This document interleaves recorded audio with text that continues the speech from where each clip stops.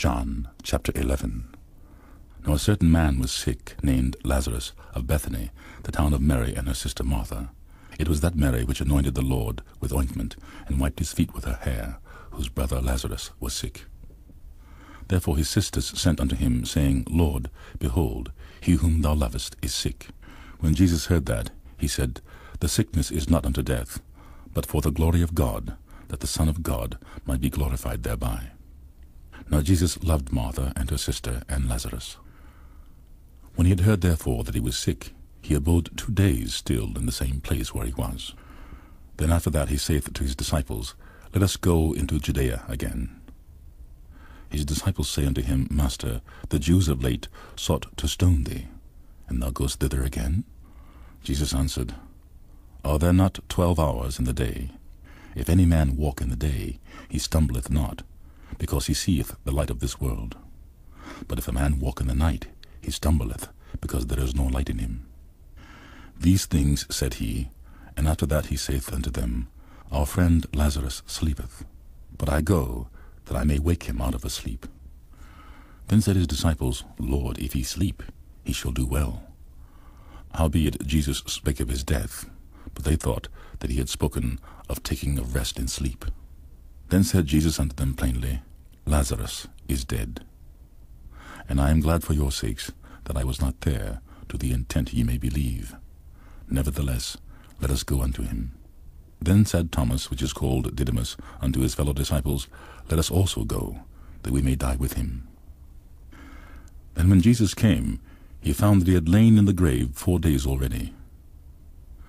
Now Bethany was nigh unto Jerusalem, about 15 furlongs off. And many of the Jews came to Martha and Mary to comfort them concerning their brother.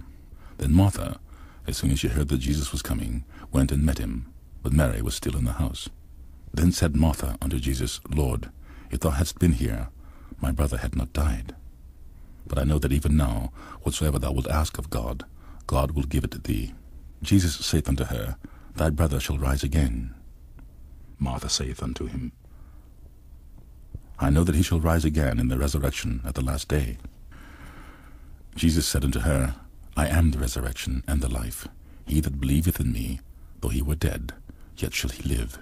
And whosoever liveth and believeth in me shall never die. Believest thou this? She saith unto him, Yea, Lord, I believe that thou art the Christ, the Son of God, which should come into the world. And when she so said, she went away and called Mary, her sister, secretly, saying, The Master is come, and calleth for thee. As soon as she heard that, she arose quickly and came unto him. Now Jesus was not yet come into the town, but was in that place where Martha met him. The Jews then, which were with her in the house, and comforted her, when they saw Mary, that she rose up hastily and went out, followed her, saying, She goeth unto the grave to weep there. Then when Mary was come where Jesus was, and saw him, she fell down at his feet, saying unto him, Lord, if thou hadst been here, my brother had not died. When Jesus therefore saw her weeping, and the Jews also weeping which came with her, he groaned in the spirit, and was troubled, and said, Where have ye laid him? They said unto him, Lord, come and see. Jesus wept. Then said the Jews, Behold how he loved him. And some of them said, Could not this man, which opened the eyes of the blind, have caused that even this man should not have died? Jesus therefore, again groaning in himself, cometh to the grave. It was a cave, and a stone lay upon it. Jesus said, Take ye away the stone. Martha, the sister of him that was dead, saith unto him, Lord, by this time he stinketh, for he hath been dead 4 days. Jesus saith unto her, Said I not unto thee, that if thou wouldst believe, thou shouldst see the glory of God? Then they took away the stone from the place where the dead was laid. And Jesus lifted up his eyes, and said, Father, I thank thee that thou hast heard me. And I knew that thou hearest me always.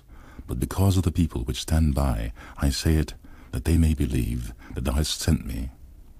And when he thus had spoken, he cried with a loud voice, Lazarus, come forth. And he that was dead came forth, bound hand and foot with grave cloths, and his face was bound about with a napkin. Jesus saith unto them, Loose him, and let him go. Then many of the Jews which came to Mary, and had seen the things which Jesus did, believed on him. But some of them went their ways to the Pharisees, and told them what things Jesus had done. Then gathered the chief priests and Pharisees a council, and said, What do we? For this man doeth many miracles. If we let him thus alone, all men will believe on him. And the Romans shall come and take away both our place and nation. And one of them, named Caiaphas, being the high priest that same year, said unto them, Ye know nothing at all, nor consider that it is expedient for us that one man should die for the people, and that the whole nation should perish not. And this spake he not of himself, but being high priest that year, he prophesied that Jesus should die for that nation. And not for that nation only, but that also he should gather together in one of the children of God that were scattered abroad. Then from that day forth they took counsel together for to put him to death. Jesus therefore walked no more openly among the Jews, but went thence into a country near to the wilderness, into a city called Ephraim, and there continued with his disciples. And the Jews' Passover was nigh at hand, and many went out of the country up to Jerusalem before the Passover to purify themselves. Then sought they for Jesus, and spake among themselves, as they stood in the temple, What think ye, that he will not come to the feast? Now both the chief priests and the Pharisees had given a commandment, that if any man knew where he were, he should show it, that they might take him.